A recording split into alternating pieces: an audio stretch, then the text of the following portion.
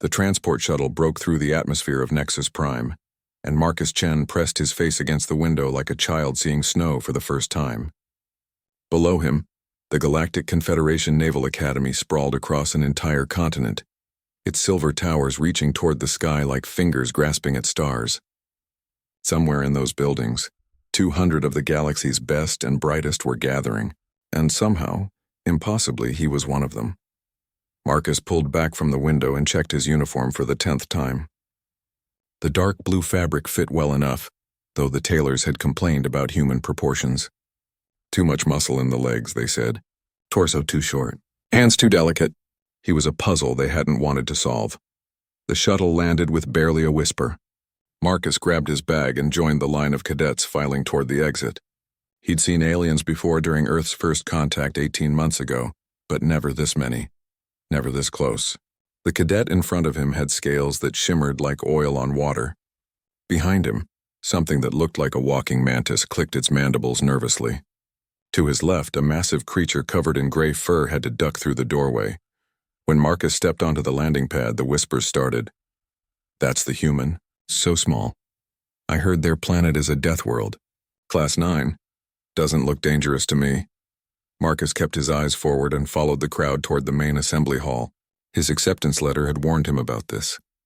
Earth was new to the Confederation. Humanity was untested. He would face doubt, maybe hostility. His job was simple, prove them wrong. The assembly hall could have held a small city. Holographic displays floated above the stage, cycling through images of famous graduates and historic battles. Marcus found a seat near the back and waited. Around him, cadets clustered by species talking in languages his translator implant struggled to process. No one sat next to him. The empty seats on either side felt like a moat. The lights dimmed. A figure strode onto the stage and the room fell silent. She was tall, easily 7 feet, with 4 arms and skin the color of deep space. Her uniform displayed more medals than Marcus had ever seen in one place.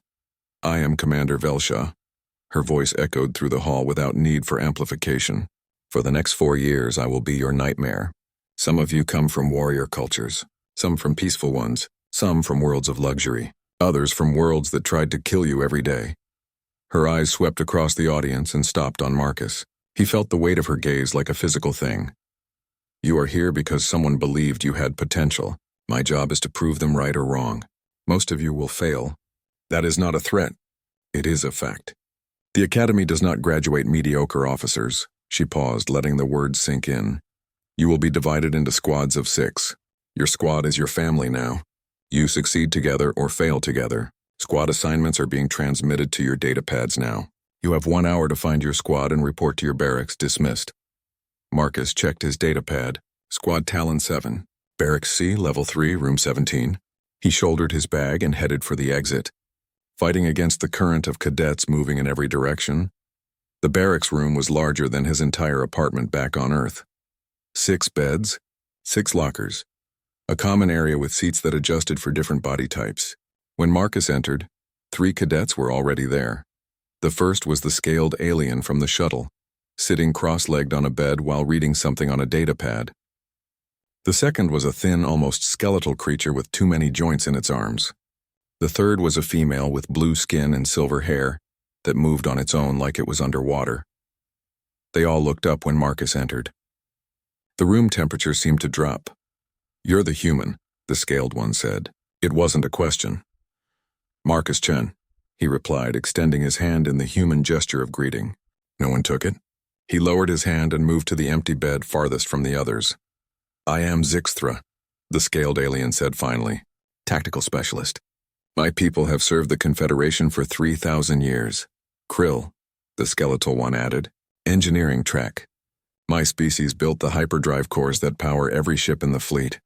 The blue-skinned female studied Marcus with eyes that had no pupils. Lysera, Communications and Xenopsychology. I'm told humans are emotional creatures. We have emotions, Marcus said carefully. Is that a problem? It is if those emotions cloud your judgment in combat, Lysara replied. The door opened again and 2 more cadets entered. The first was the massive bear-like creature Marcus had seen earlier, easily 8 feet tall with claws that could rip through steel. The second was smaller, covered in chitinous plates with compound eyes that reflected light like jewels. Koro, the bear creature rumbled, his voice so deep Marcus felt it in his chest. Warrior caste. Undefeated in 16 honor duels. He looked at Marcus and snorted. They put me with a human? What did I do to deserve this insult? I'm Marcus, he said, refusing to look away from Koro's aggressive stare. His heart was pounding, but he'd learned early that predators could smell fear. Even alien ones. Tick, tick, tick, the insectoid made a clicking sound. Designation, Hexen 7 combat pilot. Reaction time, 0.03 seconds. The translator made Hexen 7's voice sound mechanical. Koro dropped his bag on the bed next to Marcus's with enough force to shake the frame. Let me make something clear, human. I don't care what political games brought you here. In the field, I follow the strong. You don't look strong. Marcus stood slowly. Even standing, the top of his head barely reached Koro's chest. Then I guess I'll have to prove myself. Koro laughed, a sound like rocks grinding together. At least you have courage. Stupid courage, but courage. He turned away, already dismissing Marcus as irrelevant. The first week was designed to break them. Physical training at dawn, tactical classes until midday, survival simulations in the afternoon, academic study until midnight. Marcus discovered that galactic standard gravity was lighter than Earth's. What felt normal to him left his squad mates breathing hard. But they were faster, stronger, had reflexes he couldn't match. In hand-to-hand combat training, Koro slammed him to the mat 6 times in 2 minutes. In the flight simulator, Hexen 7 completed the course while Marcus was still trying to figure out the controls. During the tactical exercise, Zixithra saw patterns Marcus missed entirely. On the 7th day, Commander Velshaw assembled Squad Talon 7 in a briefing room. A holographic display showed a zero-gravity combat scenario. 6 enemies, 6 cadets, 1 objective. Reach the control node and shut it down. You have 20 minutes to plan, Velshaw said. Then you execute. Failure means running the obstacle course until someone vomits. Understood? Yes, Commander, they answered in unison. Velshaw left. Zixithra immediately took charge, pointing at the display. Standard breach formation. Koro takes point. His armor can handle defensive fire. Hexen 7 and I flank right, Lysera and Krill flank left. Human, you stay in the center and try not to die. I have a name, Marcus said quietly. You have a name when you earn it, Koro growled. Marcus studied the scenario while the others planned. The control node was in the center of a spherical chamber, with enemies stationed at 6 points around it. Standard doctrine said breach and overwhelm, but in zero gravity there was no up or down. They were thinking in 2 dimensions when they had 3 to work with. What if we come from below? Marcus suggested. Everyone looked at him. There is no below in 0G, Zixithra said with exaggerated patience. Direction is relative. Exactly, Marcus pointed at the display. They've positioned for a horizontal assault because that's how everyone attacks. If we approach from what they consider below, we'll have 3 seconds before they reorient. That's enough time to reach the node. Zixithra stared at the display, then at Marcus. That's actually not terrible. Still going to fail, Koro said. But at least it's creative failure. 20 minutes later, they floated in the simulation chamber. Marcus's stomach lurched as gravity released its hold, but he forced himself to focus. Koro pushed off first, his massive form drawing fire exactly as planned. Then Hexen 7 and Zixithra broke right, Lysera and Krill broke left, and Marcus went down. The enemies reoriented, but slowly. Too slowly. Marcus reached the node with 1 second to spare and slammed his hand on the control panel. The simulation ended. Green lights indicated success. They emerged from the chamber to find Commander Velshaw waiting. Her expression was unreadable. Time, 19 minutes 43 seconds. Casualties 0. Coordination acceptable. She looked directly at Marcus. The approach vector was unexpected. Whose idea? The humans, Zixithra said, and Marcus heard something in his voice that hadn't been there before. Not quite respect, but maybe the possibility of it. Velshaw nodded slowly. Humans think differently. That may be useful, or it may get you killed. We'll see which. She turned and walked away, leaving them in the hallway. Koro put a massive paw on Marcus's shoulder. It wasn't gentle, but it wasn't hostile either. Maybe you're not completely useless, human. Marcus, he corrected. My name is Marcus. Koro's laugh echoed down the corridor. Fine, Marcus, but you still have a lot to prove. As they walked back to the barracks, Marcus allowed himself a small smile. It was a start. A small one, but a start nonetheless. He'd come to the academy expecting. The sun rose over the academy like a wound bleeding orange across the sky. Marcus was already awake. Sleep had become a luxury he couldn't afford. While his squadmates rested, he studied. While they recovered, he trained. It was the only way to keep up. 4 weeks had passed since orientation. 4 weeks of being the slowest in sprints, the weakest in strength tests, the one who needed the extra second to understand alien tactical concepts. But Marcus had learned something important. He didn't need to be the best at everything. He just needed to be good enough at the right things. The morning run was 50 kilometers through the academy's training grounds. Full combat gear. No breaks except for water stations. Commander Velsha led from the front, setting a pace that left most cadets gasping after the first 10 kilometers. Marcus settled into his rhythm. 1 foot in front of the other. Breathing steady. His legs burned, but they always burned. Pain was just information. He could choose what to do with it. By kilometer 20, Lysera was struggling. Her species wasn't built for endurance. They were sprinters, fast and deadly over short distances. Long pursuits weren't in their biology. "Keep going," Marcus said as he passed her. "Don't think about the finish. Just think about the next 100 meters. She looked at him with those strange, pupilless eyes. "How are you still moving?" Marcus didn't have a good answer. On Earth, humans used to chase animals for hours, sometimes days, until the prey collapsed from exhaustion. It was called persistence hunting. His ancestors had been the monsters that never stopped coming. He tried to explain this, but Lysera fell behind before he could finish. By kilometer 30, half the class had dropped out. Cora was still running, but his massive frame wasn't designed for this. Every step cost him more energy than it cost Marcus. Zixthra was keeping pace, but his scales had gone from shimmering to dull. Even Hexen 7's movements were becoming jerky and uncoordinated. Marcus just kept running. His body was screaming at him, but screaming was just noise. His mind was somewhere else, floating above the pain, counting steps, measuring breathing, maintaining the rhythm. Commander Velsha noticed. He saw her glance back, saw the flicker of something in her expression. Surprise, calculation? He couldn't tell. At kilometer 45, Marcus passed Koro. The big warrior had slowed to a walk, his breathing labored. "How?" Koro gasped. "You're half my size. How are you still running?" Marcus wanted to answer, but talking wasted oxygen. He just nodded and kept moving. 5 more kilometers. He could do 5 more kilometers. He'd run marathons on Earth that were longer than this. He crossed the finish line 19th out of 200 cadets. Commander Velsha was there, not even breathing hard. She looked at her datapad, then at Marcus, then back at her datapad. "Human physiology is unexpected," she said. "Most species your size would have collapsed by kilometer 20. We're persistent," Marcus said between breaths. "It's kind of our thing." Over the next hour, the rest of Squad Talon 7 finished. Koro came in dead last, barely able to stand. In the barracks that night, he stared at Marcus like he was a creature from a nightmare. "Your species is not natural," Koro said. "Nothing that small should have that much endurance." "Earth's gravity is 1.3 times galactic standard," Marcus explained. "We evolved on a heavy world. Everything is easier here."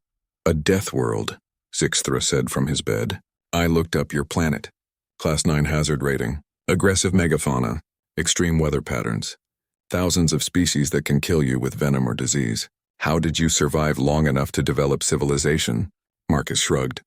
"We were stubborn, and we learned to make tools, sharp ones. Your species hunted animals larger than yourselves." Hexen 7 clicked in disbelief. "We hunted everything," Marcus said. "Sometimes we hunted each other. We're not proud of that part, but yeah, humans are predators.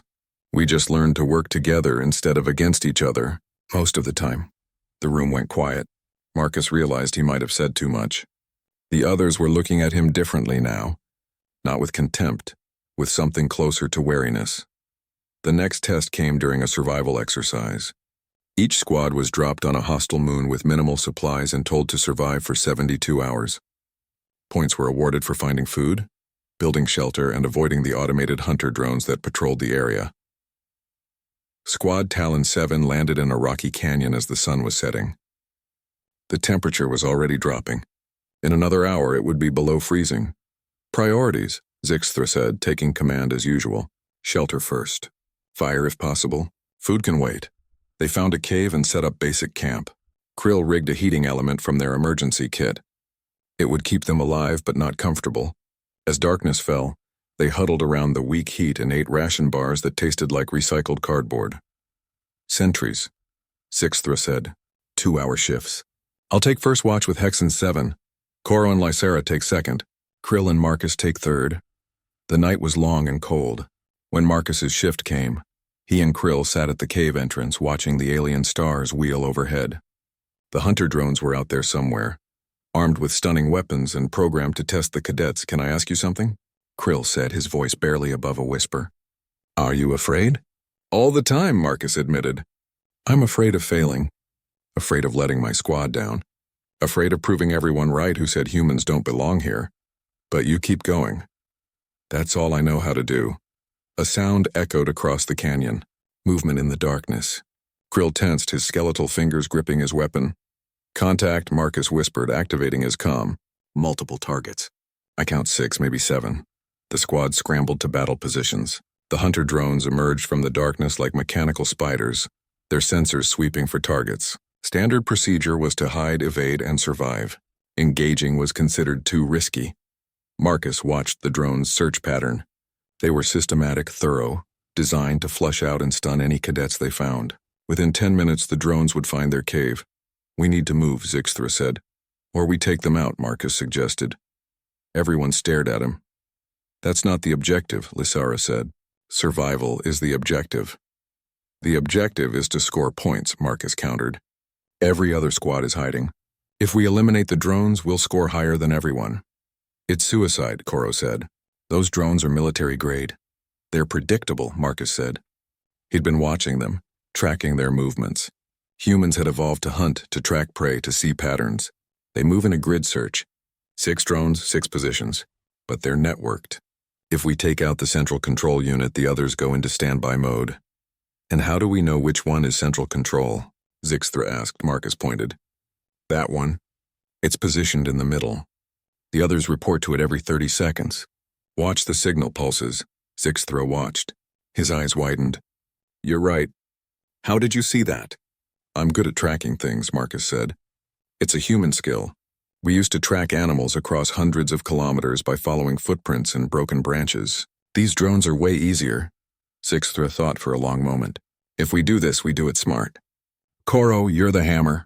Draw their attention. Hex and 7, aerial support. The rest of us flank and converge on the central unit. Marcus, you lead the tracking. If you're wrong, we all fail. I'm not wrong, Marcus said with more confidence than he felt.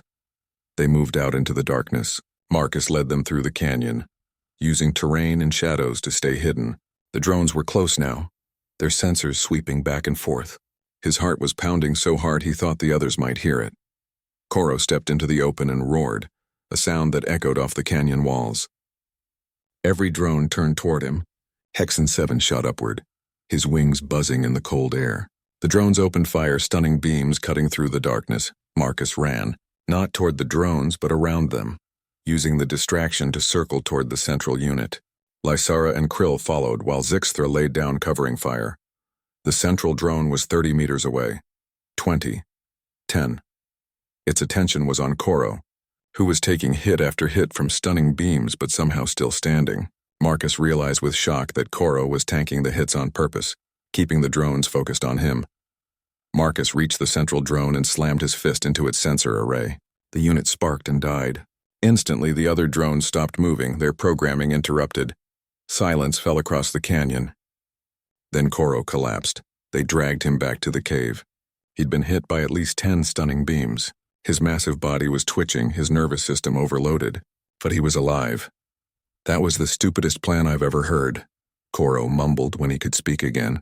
And it worked. You took a lot of hits, Marcus said. Why didn't you go down? Ursun warriors trained to resist stunning weapons. Takes a lot to drop us. But that was close. He looked at Marcus with new respect. You're smarter than you look, human. Marcus, he corrected gently. Marcus, Coro agreed. When the extraction shuttle arrived 3 days later, Squad Talon 7 had the highest score of any team. They'd eliminated the drones, built effective shelter, found edible plants, and even set traps for small animals. The supervising instructor was shocked. "How did you eliminate the drones?" she demanded. "That's a third-year tactic." "The human saw a pattern," Zixthra said, "and we trusted him." Back at the academy, word spread. The human cadet, the one from the death world, the one who could run forever and see patterns. The lecture hall was amphitheater style, with seats arranged in concentric circles descending toward a central platform. Marcus sat with Squad Talon 7 near the middle, his datapad ready to take notes. Today's class was xenobiology, taught by Professor Kalneth, a being that looked like a floating jellyfish with too many eyes. Today we discuss death worlds. Kalneth's voice seemed to come from everywhere at once, translated by implants into each cadet's native understanding. These are worlds rated Class 7 or higher on the hazard index. Approximately 0.2% of all habitable worlds fall into this category. The holographic display behind Kalneth lit up, showing planets with extreme weather, aggressive fauna, and geological instability. Some looked beautiful. Some looked like versions of hell. Death worlds produce two outcomes, Kalneth continued. Either life never evolves beyond simple organisms or it evolves to be extraordinarily resilient. Species from death worlds share common traits: high metabolism, aggressive immune responses, enhanced healing, and psychological adaptations for constant threat assessment. An image appeared. Marcus recognized it immediately.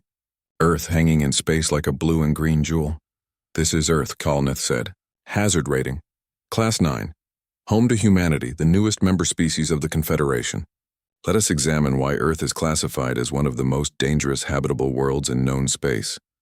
Marcus felt every eye in the room turn toward him. He kept his face neutral, but his heart was racing. The display changed. Images of Earth's wildlife appeared. Lions, sharks, bears, crocodiles, venomous snakes, poisonous spiders, microscopic parasites. "Earth's biodiversity is remarkable," Kalneth explained. "Over 8 million species, many of them capable of killing a human. Humans are neither the largest nor the strongest species on their world, yet they became the dominant species. How?" A cadet near the front raised a hand. "Weapons? Partly. But many species use tools. What made humans special was persistence. Let me show you." A video played showing a human running across a savanna. The human wasn't fast, but it kept running, and running, for hours. Eventually, the antelope it was chasing collapsed from exhaustion. "Humans are persistence predators," Kalneth said. "They don't outrun their prey. They outlast it. A human can run for 8 to 12 hours in heat that would kill most galactic species. Their cooling system sweating through their skin is extraordinarily efficient." Another image appeared. A human skeleton next to several alien skeletons. Notice the bone density. Human bones are designed to handle 1.3 times galactic standard gravity. Notice the muscle attachment points. Humans are not particularly strong by death world standards, but by galactic standards they are quite formidable. An average human can carry 30% of their body weight for extended periods. The display shifted to show a human cardiovascular system. The human heart is overbuilt. It has to push blood through a body designed for heavy gravity. In normal gravity, this means humans rarely experience cardiovascular fatigue. Combined with their efficient oxygen processing, humans can maintain physical activity far longer than their size suggests. Kalneth paused, letting the information sink in. "Now let's discuss healing. Human healing factors are remarkable. Broken bones repair themselves in weeks. Damaged tissue scars over. The immune system attacks foreign bodies with extreme aggression. Humans even have specialized cells that hunt and destroy cancer. They are essentially designed to survive damage that would kill most species." A cadet Marcus didn't know spoke up. "But they still die easily, right? No armor plating, no natural weapons." "True," Kalneth agreed. "But consider this. Humans are aware of their fragility. This awareness makes them cautious and creative. They invented clothing, shelter, and weapons precisely because they knew they were vulnerable. This combination of fragility and innovation is what makes death world species particularly dangerous." The display changed again. Marcus wished it would stop. This time it showed human warfare. Ancient battles with swords and spears. Modern conflicts with guns and bombs. The room fell silent. Humans are one of the few species that regularly practiced intraspecies warfare. Kalneth said quietly. For thousands of years they fought each other. They developed tactics, strategies, and weapons specifically designed to kill other humans. Their military history is extensive and brutal. That makes them savages, someone said. Marcus turned and saw a tall, elegant cadet with golden skin and silver eyes, Thalen from the Etherian Dominion. He'd been making snide comments about humans since orientation. That makes them experienced, Kalneth corrected. The Confederation has been at peace for 300 years. Humanity has been at peace for less than one. They remember how to fight. That knowledge combined with their death world physiology makes them formidable. They're primitives, Thalen insisted. We shouldn't even be training them. They'll drag down the quality of the academy. Marcus felt Koro tense beside him. Zixthra put a calming hand on the big warrior's arm. Cadet Thalen, Kalneth said coldly, your opinion is noted and dismissed. This is a lecture, not a debate. Now let us continue. The lecture lasted another hour, covering other Death World species and their adaptations. But Marcus barely heard it. He was too aware of the stares, the whispers. He'd known people saw humans as lesser. He hadn't realized how much the biology supported their prejudice. After class, Marcus headed for the training center. He needed to hit something. The combat simulators were perfect for that. But before he could enter, Thalen blocked his path. Human, Thalen said, his voice dripping with contempt. I challenge you to a duel, sanctioned in the combat arena, tomorrow at midday. Why? Marcus asked, keeping his voice level. Because you don't belong here. Because your species is an insult to the Academy's standards. And because I'm going to prove it. Marcus could walk away. He should walk away. But something in Thalen's expression, that absolute certainty of superiority, made the decision for him. Fine, Marcus said. Tomorrow. Midday. I'll be there. Thalen smiled, and it wasn't a nice smile. Good. Try not to break too easily. That night, Squad Talon 7 gathered in the barracks. Everyone had heard about the duel. Challenges were rare but legal, as long as both cadets agreed and the fight was supervised. This is a mistake, Lysara said. Thalen is a fourth-generation military legacy. He's been training since he could walk. Marcus has been training too, Koro rumbled, on a planet that tried to kill him every day. That's not the same as combat training, Zixthra said. Thalen is faster, stronger, and more experienced. Marcus will lose. Probably, Marcus agreed. But I have to do it anyway. Why? Hexen 7 clicked. Pride is illogical. It's not about pride, Marcus said. It's about showing everyone that humans don't back down. If I refuse, it proves Thalen right. If I fight and lose, at least I went down swinging. Humans are strange, Krill said, but there was something like admiration in his voice. The next day, the combat arena was packed. Word had spread. The human against an Etherian champion. It was entertainment, a spectacle, a chance to see the primitive put in his place. Marcus entered the arena in standard training gear. No weapons, no armor, just his body and whatever skill he could manage. Thalen entered from the opposite side, moving with the grace of a dancer and the confidence of a conqueror. Commander Velshaw stood at the center. Rules are simple. Fight until one of you submits or is rendered unconscious. No lethal force. No permanent damage. Medical teams are standing by. Understood? Yes, Commander, they said in unison. Then begin. Thalen moved first, faster than Marcus could track. A strike to the ribs. Marcus blocked too slow and felt something crack. He stumbled back, gasping. The crowd murmured. This was going to be a short fight. Thalen pressed the advantage, a flurry of strikes that Marcus barely deflected. Each hit that landed felt like being struck by a hammer. Thalen was stronger, faster, better trained. By every measure, Marcus was outmatched. But Marcus had something Thalen didn't. He'd grown up on a world that didn't care about fair fights. He'd learned to lose and keep going. He'd learned that pain was just information. Marcus absorbed another hit, and another, studying Thalen's pattern. There. A slight telegraph before each major strike. A moment of imbalance when he overextended. It wasn't much, but it was something. Thalen threw a powerful kick. Marcus didn't try to block. He stepped into it, taking the hit on his shoulder instead of his chest, and grabbed Thalen's leg. For one moment, Thalen's balance was compromised. Marcus swept Thalen's standing leg. They both went down. On the ground, strength mattered less. Leverage mattered more. Marcus had 4 older brothers back on Earth. He knew how to fight when you were outmatched. They grappled, and Marcus felt his ribs screaming. Blood was running from his nose. But he held on, using his weight and position to neutralize Thalen's speed advantage. "Give up," Thalen hissed. "You're beaten." "Not yet," Marcus gasped. They separated and stood. Marcus was breathing hard, seeing stars at the edges of his vision. Thalen looked frustrated, which was progress. He'd expected this to be easy. The fight continued. Marcus took more hits than he gave. His left eye was swelling shut. His ribs were definitely broken, but he didn't. The transport ships descended through heavy cloud cover, their hulls rattling as they hit turbulence. Marcus checked his gear for the third time. Weapon charged, armor sealed, communications online. Everything was ready, but his stomach still churned with nervous energy. The final examination had arrived. A week-long war game on Kepler 442, a contested border world chosen specifically for its hostile terrain and unpredictable weather. 30 squads would compete across multiple objectives: reconnaissance, resource control, combat encounters, and strategic positioning.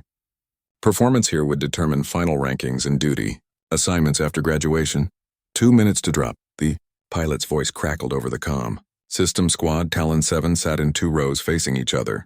They'd been training together for nearly 4 years now.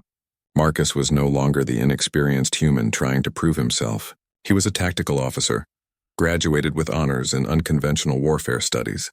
The Academy had even created new courses based on human military history, teaching tactics the galaxy had never considered.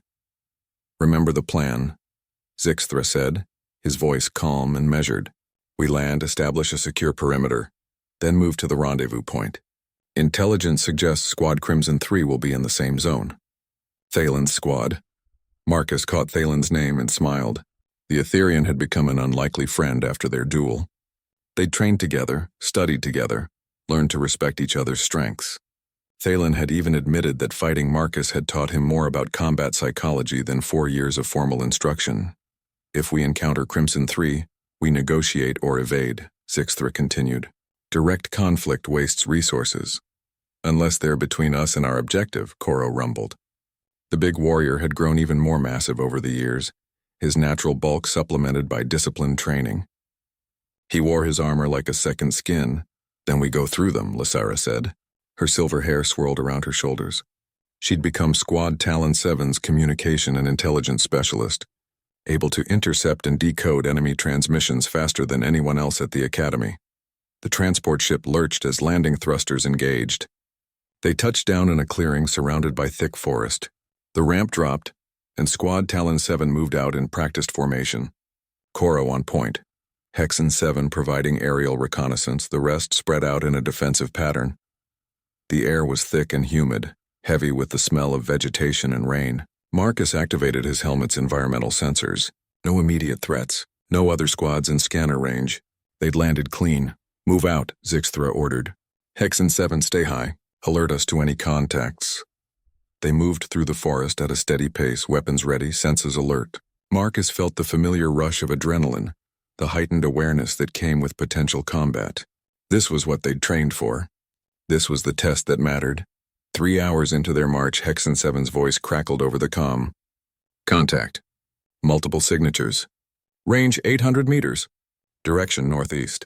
Configuration suggests Squad Crimson 3. Zixthra called a halt. They took cover in a rocky outcropping while he pulled up a tactical display. Squad Crimson 3's position was marked in red. They were between Talon 7 and the first objective, a communications relay that needed to be secured. "Options," Zixthra said. "We can go around. Adds 2 hours to our timeline. We can negotiate passage. Risky, but possible. Or we can engage." "They're dug in," Lysara observed, studying the scan data. "Good defensive position. High ground. Clear fields of fire. Going through them would be costly." "Then we go around," Zixthra decided. "Time is less important than preservation of force." "Wait," Marcus said. "Can we get a better scan of their position?" Hexen 7 adjusted altitude, running a detailed sweep. The data came through, and Marcus studied it intently.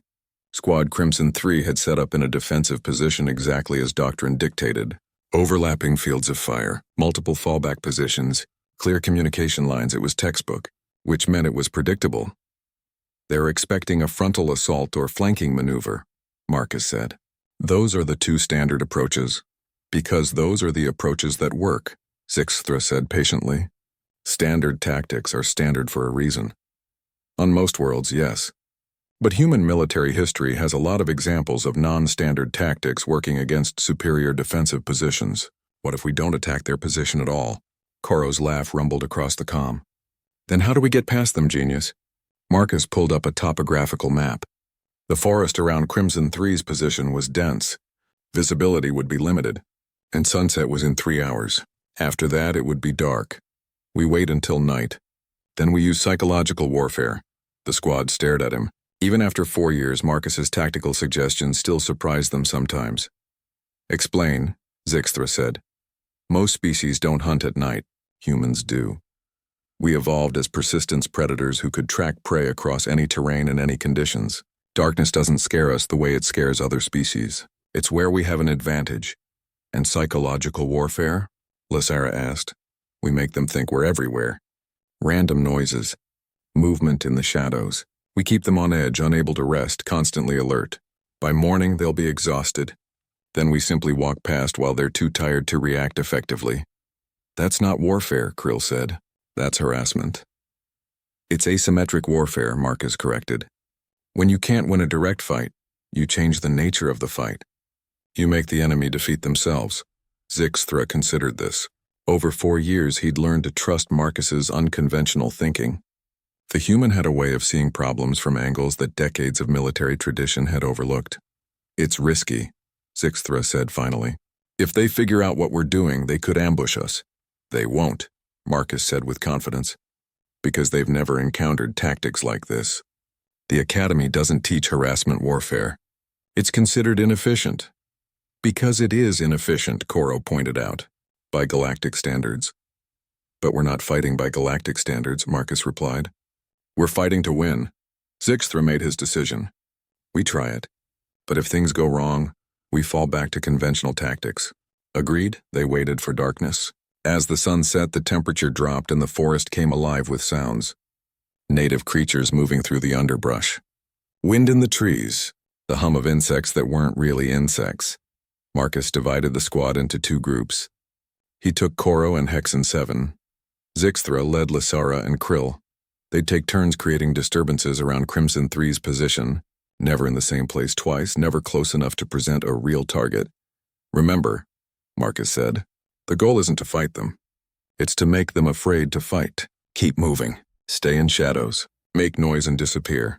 The operation began at midnight. Marcus led his group to a position 50 meters from Crimson 3's perimeter. In the darkness, he could see their campfires, hear their voices. They were alert, but confident in their defensive position. He picked up a rock and threw it into the forest on the far side of their camp. It crashed through branches, loud in the quiet night. Crimson 3's sentries immediately focused on the sound, weapons ready. Nothing emerged. The sentries waited, tense, scanning the darkness. After 5 minutes, they relaxed slightly, attributing the noise to a native animal. 10 minutes later, Zixthra's group created another disturbance from a different direction. More sounds in the darkness. More tension. More alert scanning that found nothing. They continued through the night. Every 20 to 30 minutes, a new noise. Sometimes rocks thrown into underbrush. Sometimes Hexen 7 buzzing past at high speed, just at the edge of hearing.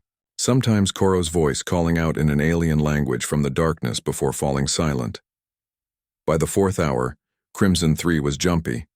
Sentries were seeing threats in every shadow. The squad leader had doubled the watch, meaning fewer soldiers were resting. Those who did sleep woke at every small sound. Marcus watched it all through his helmet's night vision. This was what humans had done on Earth for thousands of years. Psychological warfare, making the enemy fear the darkness because humans owned the darkness. When dawn broke, Squad Crimson 3 was exhausted. Their defensive position was intact, but their effectiveness was compromised. Half the squad had barely slept. The other half was running on pure adrenaline and nerves. Squad Talon 7 simply walked past them, staying just outside weapons range. A few of Crimson 3's soldiers noticed, but they were too tired to mount an effective response. Their squad leader tried to rally them, but the decision came too late and too slow. By the time Crimson 3 organized a pursuit, Talon 7 had reached the communications relay and secured it. Objective complete, Zixthra reported over the comm. No casualties. Minimal ammunition expended, all thanks to Marcus's insane plan that somehow worked. They held the relay for 12 hours, fending off 2 attempts by other squads to take it. Then they moved to the next objective, a supply cache in the mountains. Along the way, they encountered Squad Silver 9. This time, they used conventional tactics and won through superior coordination and firepower. On the 5th day, exhausted and running low on supplies, they were ambushed. Squad Crimson 3 had tracked them down, and this time Thalen was prepared. He'd learned from their first encounter. His squad hit Talon 7's position with overwhelming force, pinning them down in a narrow canyon with limited cover. "We're trapped," Lysara said. Her voice.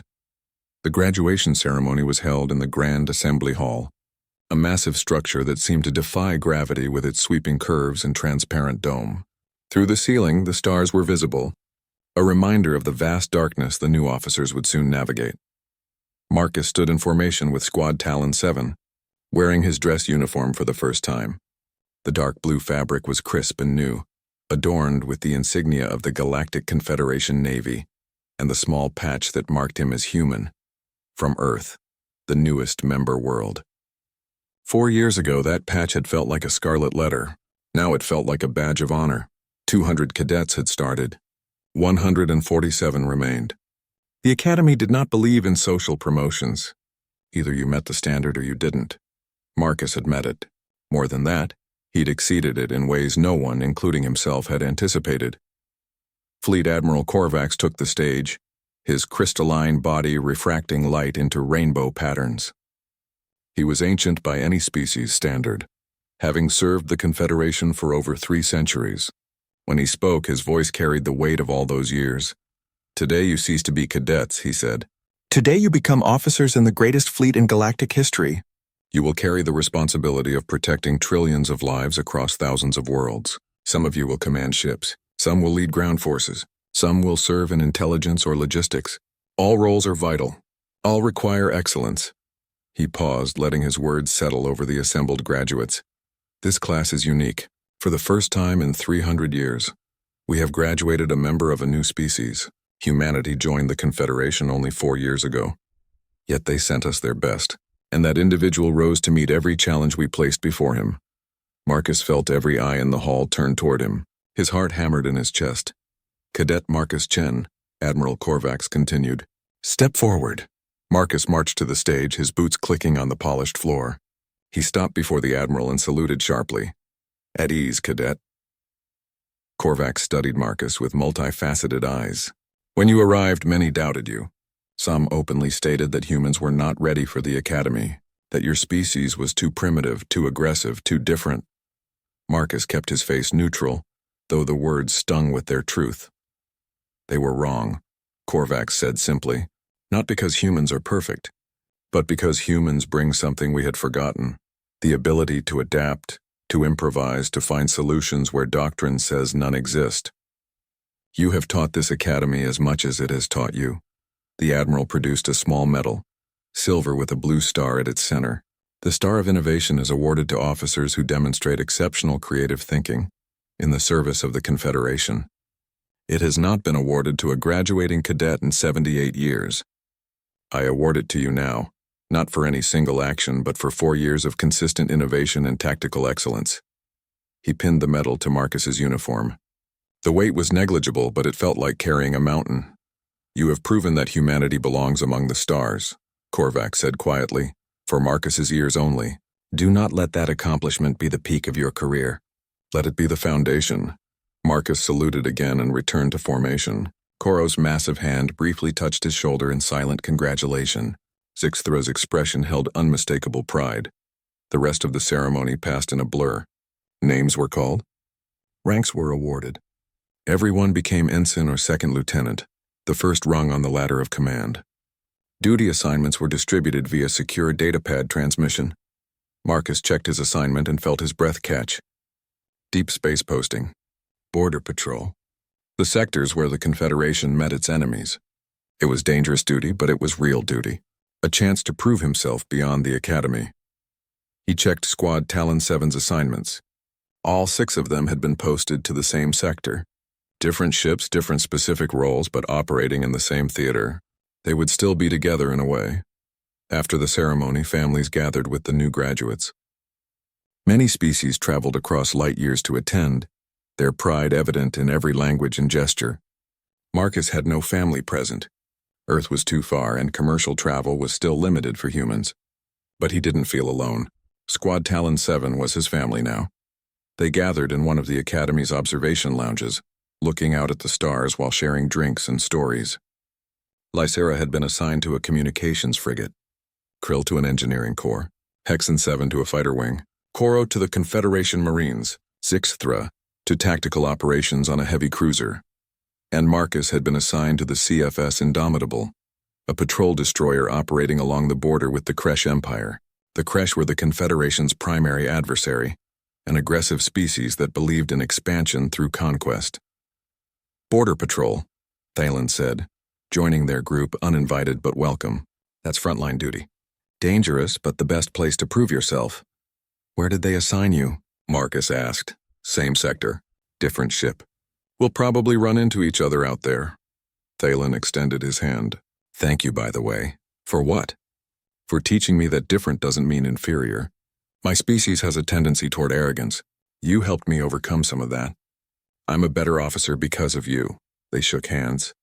Former rivals who'd become friends through respect earned in combat and competition. Commander Velshaw appeared, moving through the crowd with purpose.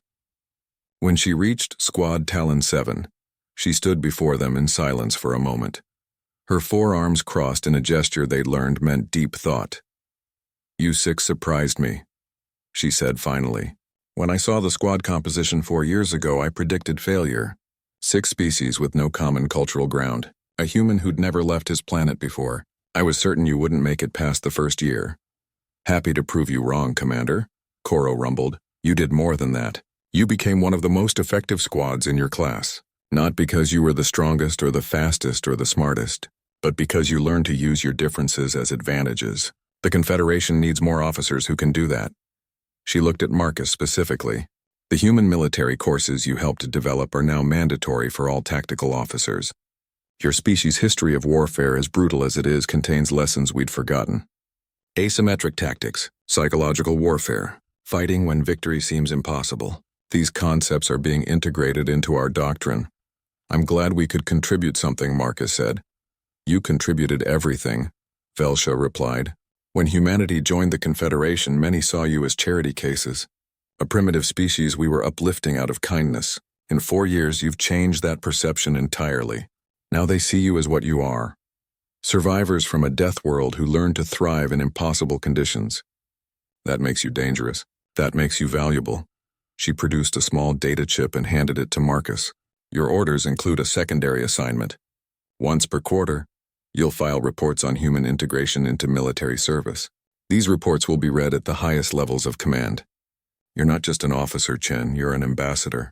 Act accordingly. The weight of responsibility settled on Marcus's shoulders. He'd wanted to prove humans belonged. He hadn't realized that success would mean carrying the reputation of his entire species. Before Velsha could leave, alerts began flashing on every datapad in the room.